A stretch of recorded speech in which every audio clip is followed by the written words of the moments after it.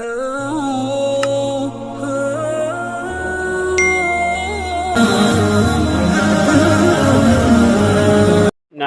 ونصلي على رسوله الكريم اما بعد فاعوذ بالله من الشيطان الرجيم بسم الله الرحمن الرحيم او كظلمات في بحر لج يغشاه موج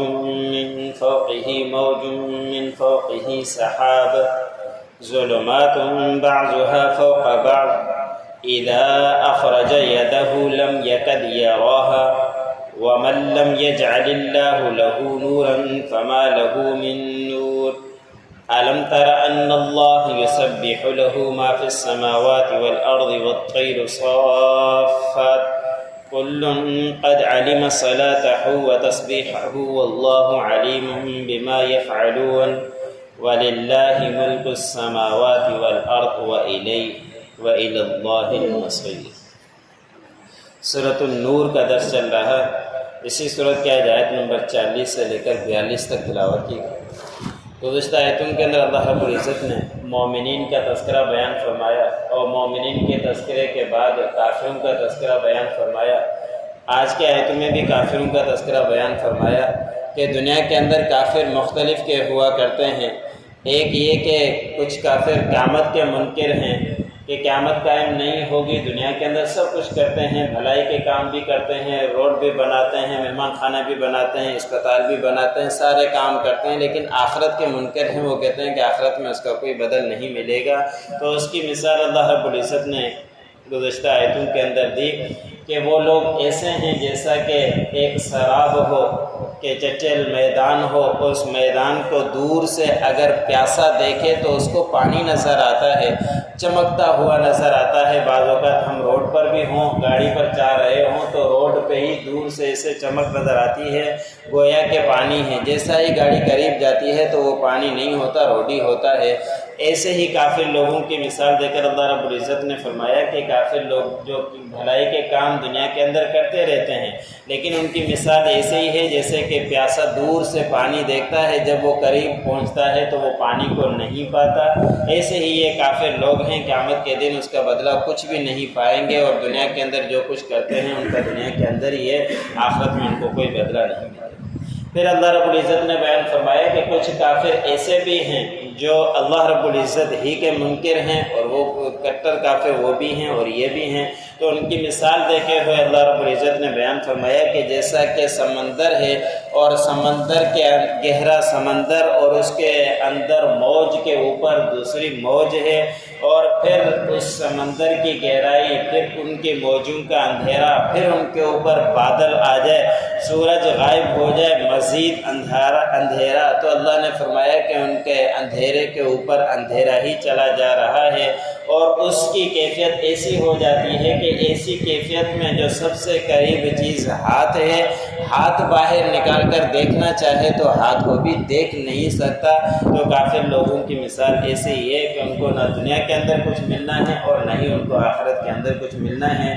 جس طرح کے اندھیرے کے اوپر اندھیرا ہو اور اس کو ہاتھ نظر نہیں آتا، ایسے ہی کافروں کو کچھ بھی نہیں ملنے والا، اور نہیں بنائی اللہ رب العزت نے ان کے لیے کوئی ہدایت، کوئی روشنی، اور جسے اللہ رب العزت چاہتا ہے ہدایت دے دیتا ہے، اور جسے نہیں چاہتا اس کو ہدایت پھر نہیں ملا کرتی۔ اگلی آیت میں اللہ رب العزت نے فرمایا کہ آپ نے نہیں دیکھا کہ بے شک اللہ رب العزت ہی کی تسبیح بیان کرتے ہیں، آسمانوں میں بھی اور زمینوں کے اندر بھی، اور ایسے ہی پرندے پر پھیلائے ہوئے بھی اللہ رب العزت کی تسبیح بیان کرتے ہیں۔ اللہ رب العزت کی مخلوق اتنی ہے کہ انسان دیکھنا چاہے، گننا چاہے، شمار کرنا چاہے، شمار نہیں کر سکتا، اتنی اللہ رب العزت کی مخلوق ہے۔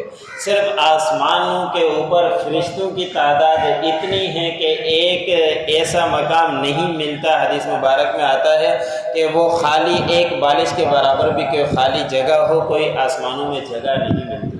بیت اللہ کے سیر میں بیت المعمور، وہاں آسمانوں کا بھی ایک بیت اللہ ہے، وہاں فرشتے طواف کرتے ہیں، لیکن جس نے ایک دفعہ زندگی میں جب تک دنیا آسمان قائم ہے اس نے ایک دفعہ طواف کر لیا تھا، قیامت اس کا دوسرا نمبر نہیں آتا۔ اتنی مخلوق اللہ رب العزت کے آسمانوں میں ہے۔ آسمانوں کے ساتھ ساتھ پھر ہمارے اوپر بھی نگرانی کے لیے مقرر ہیں۔ 2 فرشتے دن کے نگران ہیں جو ہمارے کرامن کاتبین لکھتے رہتے ہیں، اور 2 فرشتے رات کے ہیں۔ عصر کے وقت دن کے فرشتے چلے جاتے ہیں، رات کے آ جاتے ہیں۔ فجر کی نماز کے وقت رات کے چلے جاتے ہیں، دن کے فرشتے آ جاتے ہیں۔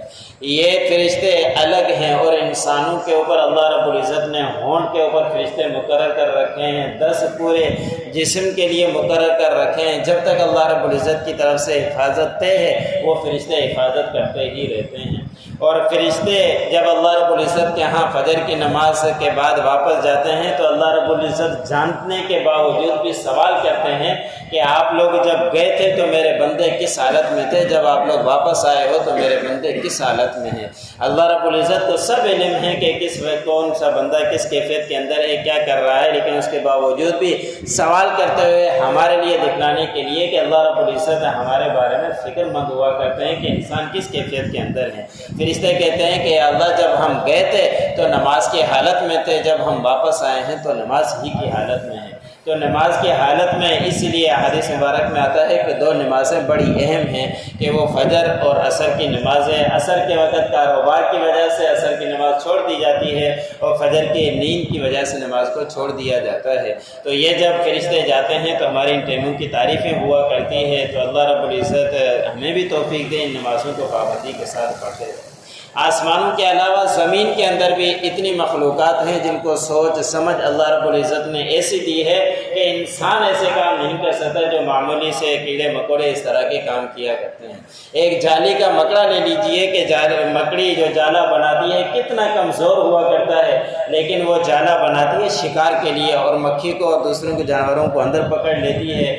اتنا معمولی سا ہے کہ اگر ہوا چلے تو ہوا کا جھونکا ہی اس کو گرا دے، لیکن وہ بناتی ہے۔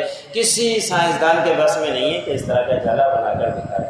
ایسے ہی شہد کی طرف دیکھا جائے کہ معمولی سا شہد ہے، لیکن وہ جب پانی چوس کر آتا ہے اور پھل سے کوئی یا پودے سے کوئی چیز چوس کر آتی ہے اور آ کے وہاں ڈالتی ہے، اس سے کتنا پیارا شہد نکلتا ہے۔ کسی کے بس میں ہے کہ اس طرح کا شہد بنا کر دکھلا دے۔ اور پھر ان کا بھی ایک نظام ہے، ایک بادشاہ ان کے اوپر مقرر ہے، دوسری مکھی اس کے اندر آ نہیں سکتی۔ اگر کوئی مکھی گند پر بیٹھ کر آئے اس کو اندر آنے کی اجازت نہیں ہوتی۔ ان کا بھی ایک بڑا نظام ہے۔ ہر چیز کے اندر اگر ایسے دیکھا جائے تو اللہ رب العزت کی طرف سے ہر چرند پرند سب اللہ رب العزت کی تسبیح بھی بیان کرتے ہیں، اور مختلف مخلوقات ہیں جو اللہ رب العزت کی تسبیح جو اللہ نے فرمایا تسبیح بیان کیا کرتے ہیں۔ نبی کریم صلی اللہ علیہ وسلم فرمایا کرتے تھے کہ جب مجھے نبوت نہیں ملی تھی فلاں پتھر ہے، نبوت ملنے سے پہلے بھی مجھے سلام کیا کرتا تھا، نبوت ملنے کے بعد بھی سلام کیا کرتا تھا۔ اب پتھر بھی اللہ رب العزت کی تسبیح بیان کر رہے ہیں۔ آپ صلی اللہ علیہ وسلم ایک درخت کا جو تھوا ہوتا ہے جو آخری، اس کے اوپر بیٹھ کر جو خطبہ دیا کرتے تھے، جب نبی کریم صلی اللہ علیہ وسلم اس لکڑی سے ہٹ کر ایک اور نشست بنائی گئی آپ صلی اللہ علیہ وسلم کے لیے، تو آپ صلی اللہ علیہ وسلم وہاں بیٹھا کرتے تھے، تو وہ ایسا رویا تھا جیسا کہ چھوٹا بچہ روا کرتا ہے کہ آپ مجھے چھوڑ کر وہاں چلے گئے۔ اب وہ چیز ایسی ہے کہ ہماری تو سمجھ میں نہیں آتی کہ وہ بھی کوئی بول سکے، لیکن نبی کریم صلی اللہ علیہ وسلم کے لیے وہ بھی روئی تھی۔ اور درخت آپ صلی اللہ علیہ وسلم کو قضاء حاجت ہوا کرتی تھی تو درخت چاروں طرف آ جایا کرتے تھے، آپ صلی اللہ علیہ وسلم قضاء حاجت کیا کرتے تھے۔ تو ہر چیز اللہ رب العزت کی تسبیح بیان کرتی ہے جس کو ہم جانتے بھی نہیں، اس طرح کی مخلوق ہے۔ ایک نبی کے بارے میں آتا ہے کہ جب نبی گئے کہ بارشوں کی دعا کرنے کے لیے تمام لوگوں کو لے کر وہاں پہنچے تو ایک چیونٹی کو دیکھا کہ الٹی پڑی ہوئی اللہ رب العزت سے بارش کی دعائیں کر رہی ہے۔ تو اس وقت کے نبی نے کہا کہ آپ واپس چلو، ہماری دعاؤں کی کوئی ضرورت نہیں، اللہ رب العزت خود بارش برسا دے گا۔ تو ہر کسی مخلوق کا اللہ رب العزت کی تسبیح بھی بیان کرتی ہے، اللہ رب العزت کا ذکر اذکار بھی کرتی ہے۔ اللہ رب العزت کے جو تسبیح بیان کرنے والی زمین میں بہت ساری مخلوقات ہیں، آسمان کے اوپر بھی اور زمین کے اوپر بھی۔ ایسے ہی اللہ رب العزت نے فرمایا کہ پرندے جو پر پھیلائے ہوئے آسمان پر چل رہے ہوتے ہیں وہ بھی اللہ رب العزت کی تسبیح بیان کرتے ہیں۔ ہر ایک کی اپنی بندگی ہے اور اپنی تسبیح ہے، لیکن ہم نہیں جانتے، اللہ رب العزت ان کی تسبیح کو بھی جانتے ہیں، اور ہم جو کچھ کرنے والے ہیں اس کو بھی جانتے ہیں۔ اور ساری کی ساری بادشاہت آسمانوں کی بھی اور زمینوں کی بھی اللہ ہی کے ہی ہے، اور اللہ ہی کے طرف ہمیں لوٹ کر جانا ہے۔ ہم سب کسی کو معلوم ہے کہ اللہ رب العزت کی طرف لوٹ کر جانا ہے۔ جب لوٹنا ہی ہے تو ایسے اعمال کریں وہاں چل کر ہمیں خوشی ہو، وہاں چل کر ہمیں غم ہو۔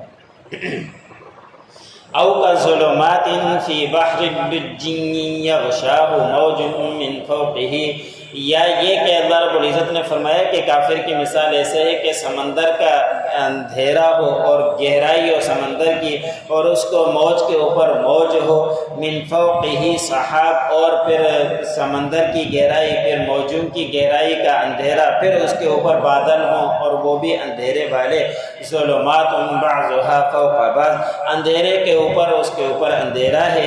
اذا اخرج یدہ لم یکد یراہا، جب وہ اس وقت اس کیفیت کے اندر اپنا ہاتھ ہی نکالے تو اس کو اس کا ہاتھ بھی نظر نہیں آئے گا۔